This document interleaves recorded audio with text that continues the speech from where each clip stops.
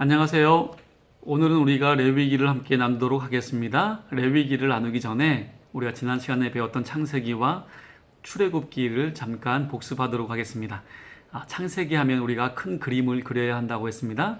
이 큰 그림은 네 가지 사건과 네 사람을 떠올리면 된다고 했는데요. 네 가지 사건 기억하십니까?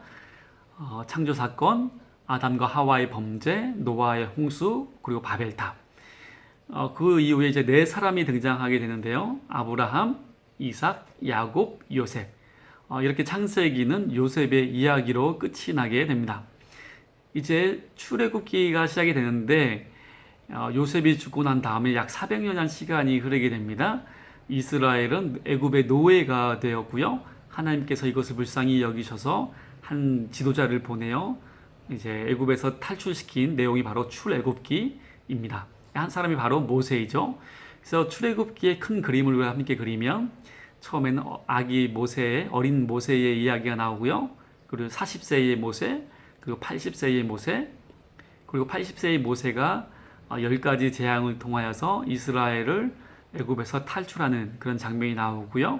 그리고 홍해를 지나 시내산에 도착한 내용, 이것이 바로 출애굽기의 내용이라고 할 수가 있습니다.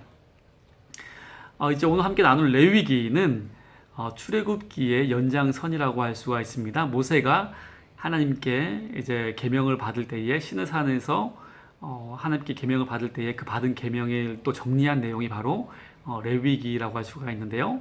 레위기에 나오는 레위는 바로 야곱의 12 아들의 가운데 셋째 아들의 이름입니다. 근데 왜 다른 아들이 아니라 레위 자손들을 하나님께서 특별히 선택하였느냐라는 질문을 할 수가 있습니다. 이것을 우리가 이해하기 위해서는 출애굽 사건으로 다시 돌아가야 하는데요. 출애굽기에서 이제 10가지 재앙 가운데 마지막 재앙 기억하십니까? 바로 장자의 죽음에서 이스라엘은 이제 구원을 받게 됩니다. 그래서 하나님께서는 12지파 가운데 한 지파를 특별히 하나님을 섬기는 그런 지파로 세우시게 됩니다. 그 지파가 바로 레위 지파인데요. 근데 왜 하필 레위 지파인가라는 거죠. 여기에는 두 가지 설이 있습니다. 하나는 아론과 이제 모세와 아론이 바로 레위 지파이기 때문에 자연스럽게 그렇게 되었다라고 할 수도 있고요. 또 하나는 하나의 사건이 있었어요. 출애굽기에 보면은 이제 모세가 하나님께 계명을 받기 위해서 이스라엘 백성과 이제 40일 동안 떨어지게 되는데 이때 이스라엘 백성은 모세가 안 보이자 아론에게 우상을 만들려고 합니다. 그래서 그때 금송아지 우상을 만들게 되고요. 이 모습을 이제 모세가 보게 되죠. 특별히 이제 10가지 계명이 적힌 10계명 돌판을 들고 내려왔는데 백성들이 우상을 섬기는 모습을 보면서 모세는 그만 이 10계명의 돌판을 깨뜨려 버리게 됩니다. 그도 그럴 것이 10계명이 처음 등장하는 그 계명이 바로 하나님께서 나 외에는 다른 신을 섬기지 말라, 우상을 만들지 말고 절하지 말라, 이렇게 우상에 대한 강력한 경고이기 때문입니다. 그래서 모세는 그때 하나님 편에 속한 사람들을 부르게 되는데 그때 레위 지파 남자들이 모세 앞에 나아오게 됩니다. 모세는 그들에게 허리에 칼을 차고 이쪽에서 저쪽으로 그리고 저쪽에서 이쪽으로 왕래하면서 누구든지 이제 자신이 죽일 만한 위치에 있는 사람들을 죽이면서 왕래하라고 이야기를 합니다. 그래서 레위 지파 사람들은 왕래하면서 많은 사람들을 죽이게 되는데 우리는 그 사람들의 표정을 짐작할 수가 있을 것입니다. 아마도 그 표정은 아주 슬픈 얼굴이며 혹은 비참한 얼굴이라고 할 수가 있습니다. 왜냐하면 자신이 죽인 그 사람은 방금까지 함께 먹고 마시고 웃고 지냈던 그런 이웃이거나 혹은 친구 혹은 가족일 수도 있기 때문입니다. 사람을 골라 죽이는 것이 아니었어요. 자신 죽일 만한 위치에 있는 누구든 죽이었기 때문에 그날 죽음을 당한 사람이 대략 3,000명 정도라고 성경이 기록하고 있습니다. 이것은 레위 사람들이 했다라기보다는 하나님의 그 거룩한 분노에 참여한 것이라고 할 수가 있는데요. 그래서 하나님께서는 레위 사람들에게 복을 주시겠다라고 약속하시는데 아마도 이 사건이 레위 지파가 하나님께 봉사하는 지파로 선정되는 그런 결정적인 사건이 아니었나 생각할 수가 있습니다. 레위기의 전체 주제는 거룩입니다. 우리가 앞으로 이제 레위기를 우리가 떠올릴 때에는 거룩이란 단어를 이제 떠올리시면 되겠습니다. 거룩이라는 것은 보이는 거룩이고요, 보이지 않는 거룩이 있어요. 보이지 않는 거룩이라는 것은 우리가 예를 든다면 예배는 우리가 영과 진리로 드린다고 하죠. 영과 진리, 이건 보이지 않는 것입니다. 그런데 보이는 거룩이 있어요. 레위기는 바로 이 보이는 거룩에 대해서 또한 우리에게 이야기하는데요. 그것은 바로 제사이고 율법입니다. 그래서 레위기의 첫 부분에는 이제 제사, 하나님께 우리가 어떻게 제사를 드려야 하는지, 어떤 제물을 사용해야 하는지에 대해서 구체적으로 말씀하고 있습니다. 처음에 5가지 제사를 말씀하는데요. 번제, 소제, 화목제, 속죄제, 속건제.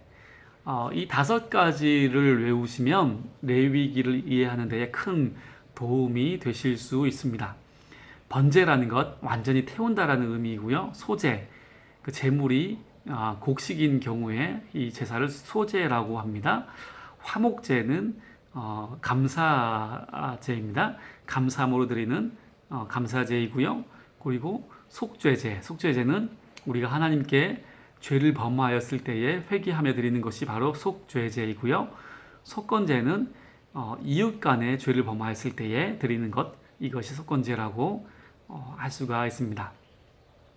이렇게 레위기의 전반부에는 5가지 제사가 등장하고요. 그리고 후반부에는 7가지 절기가 등장하는데요. 그 7가지 절기는 유월절, 무교절, 초막절, 오순절, 나팔절, 대속죄일, 장막절. 이렇게 7가지 절기인데, 이것도 우리가 읽고 나가시면 이제 성경에서 매번 나오는 것이어서 외우시면 가장 좋습니다. 하지만 처음부터 외워야 할 양이 많으면 부담이 되시기 때문에 일단 레위기 하면은 우리가 거룩이란 단어를 떠올리면서 5가지 제사와 7가지 절기 정도로 우리가 그림을 그리고 넘어가셔도 좋겠습니다. 레위기는 레위 사람들만을 위한 성경이 아닙니다. 바로 우리 모두를 위한 성경입니다. 모든 말씀을 우리가 그렇게 읽어야 하겠지만 특별히 레위기를 읽을 때에도 거룩이란 단어를 생각하면서 나에게 주시는 하나님의 말씀으로 읽어 나가시면 아주 큰 은혜가 되리라 생각합니다. 그러면 오늘도 제가 문제를 내겠습니다. 자, 레위기는 이제 모세가 하나님께 받은 그 율법을 정리한 그런 성경이라 할 수가 있는데요. 모세는 이 율법을 어느 산에서 받았습니까? 라는 첫 번째 문제입니다. 기억하시겠죠? 바로 시내산입니다.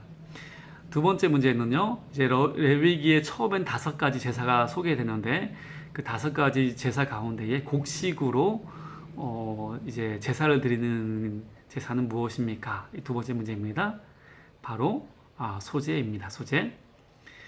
이제 그리고 레위기에는 7가지 절기가 등장하는 데에 이 절기 7가지 절기 가운데에 10가지 재앙, 10가지 재앙에서 마지막 재앙인 장자의 죽음에서 벗어난 것을 기념하여 지키는 절기가 무엇입니까? 우리가 출애굽기 할 때 나누었죠. 바로 유월절입니다. 자, 오늘은 이렇게 레위기를 함께 나누었습니다. 다음에는 민수기를 함께 나누도록 하겠습니다. 네, 감사합니다.